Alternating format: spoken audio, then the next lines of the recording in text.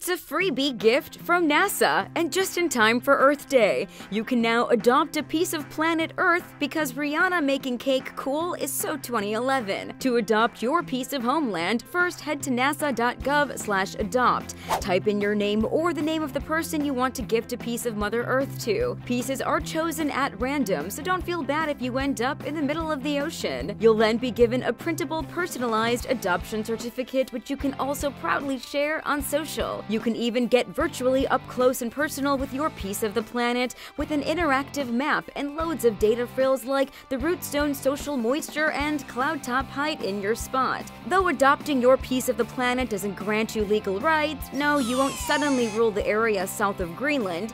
It's still pretty cool to focus on a specific part of the planet, track, and learn all you can. 64,000 pieces are up for adoption, but don't worry, once they're all taken, they'll be re-released so everyone gets to share the fun.